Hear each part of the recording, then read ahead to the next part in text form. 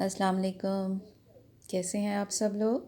امید کرتی ہوں خیریت سے ہوں گے اور اپنی صحت کے ساتھ ساتھ اطمینان کی دولت سے بھی سرفراز ہوں گے۔ صحت چاہے جسمانی ہو، چاہے ذہنی یا روحانی، ان سب کی نشو و نما کے لیے ہمیں محنت کرنی ہوتی ہے۔ جس طرح جسم کی خوراک کے لیے ہم تازہ سبزیاں، پھل، گوشت کھاتے ہیں اور ایک مسلمان ہونے کے ناطے حلال ذرائع اور کھانا استعمال کرتے ہیں، اسی طرح اپنی روحانی یعنی روح کی خوراک کے لیے بھی ہمیں محنت کرنا ہوتی ہے۔ ہماری روح کو بھی نشو و نما کی ضرورت ہوتی ہے اور اس کے لیے ہمیں نماز، ذکر، قرآن کو اپنی زندگی میں شامل کرنا ہوتا ہے۔ اللہ سے تعلق کو مضبوط کرنا ہوتا ہے۔ روح کی خوراک اوپر سے آتی ہے، آسمانوں سے، اور جسم کی خوراک زمین سے۔ ذہنی صحت کے لیے اپنے ذہن کو، دل کو تمام طرح کی منفی سوچوں، کینہ، بغض، حسد، مایوسی، نفرت اور غرور سے دور کرنا ہوتا ہے۔ اپنے دل کو، ہاتھوں کو جتنا ہلکا رکھیں گے، زندگی اتنی ہی آسان ہوگی۔ دل کو تمام منفی سوچوں سے اور ہاتھوں کو زندگی کے تمام غیر ضروری چیزوں سے کوشش کریں کہ دور کر دیں۔ اللہ ہم سب کے لیے آسانیاں کرے اور ہم سب کو ہدایت دے، آمین۔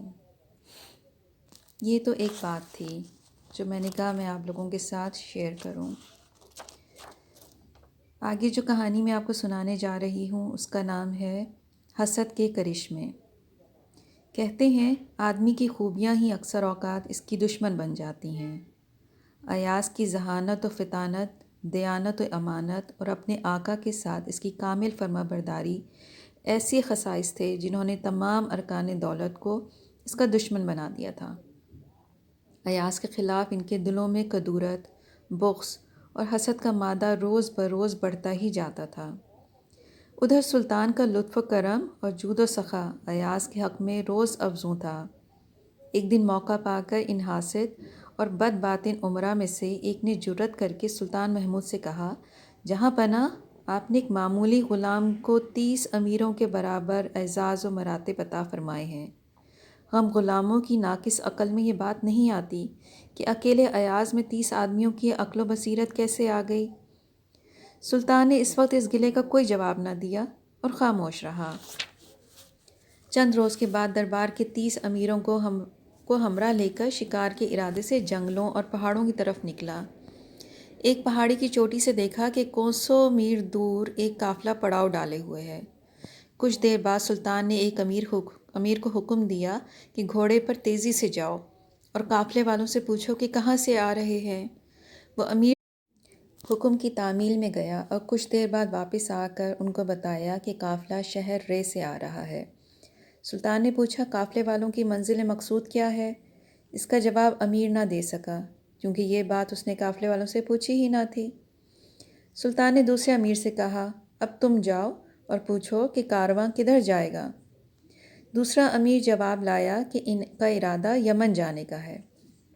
سلطان نے پوچھا، قافلے والوں کے پاس سامان سفر کیا کیا ہے؟ اس بات کا جواب وہ نہ دے سکا کیونکہ اس نے قافلے والوں سے پوچھا ہی نہ تھا کہ کس قدر سامان ان کے پاس ہے۔ سلطان نے تیسرے امیر کو بھیجا کہ جاؤ اور دیکھ کر آؤ کہ کس قدر سامان قافلے والوں کے پاس ہے۔ وہ گیا اور واپس آن کر بتایا کہ ان کے پاس ضرورت کی ہر شے موجود ہے۔ سلطان نے دریافت کیا، کیا یہ قافلہ شہر رے سے کب روانہ ہوا تھا؟ وہ امیر اس سوال کا جواب دینے سے عاجز ہوا کیونکہ یہ بات اس نے قافلے والوں سے معلوم ہی نہ کی تھی۔ سلطان نے چوتھے امیر سے کہا، جاؤ اور یہ بات معلوم کر کے آؤ۔ اس نے واپس آن کر عرض کیا، قافلے والے اس ماہ کی 7ویں تاریخ کو رے سے نکلے تھے۔ سلطان نے پوچھا، شہر رے میں چیزوں کے دام کیا کیا ہیں؟ وہ امیر اس سوال پر دم بخود رہ گیا کیونکہ یہ بات اس نے قافلے والوں سے پوچھی ہی نہ تھی۔ غرض سب امیر ناقص العقل اور پریشان ذہن ثابت ہوئے۔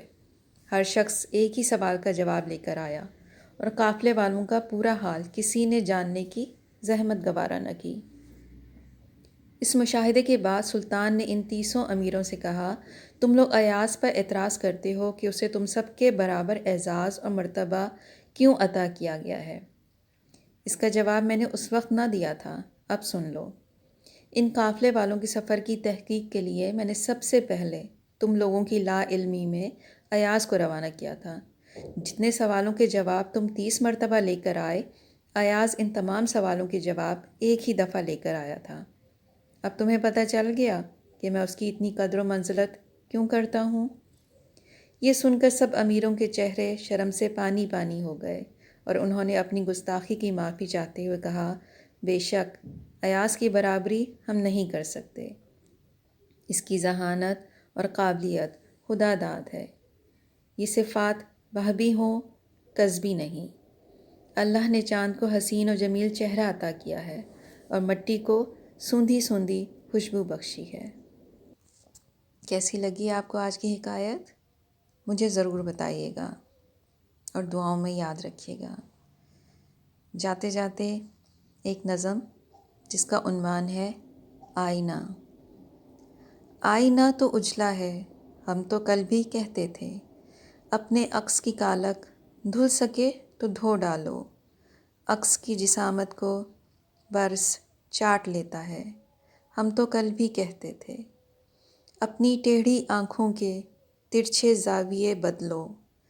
زاویے جو ترچھے ہوں تو مستقیم راہوں کا کب سراغ ملتا ہے۔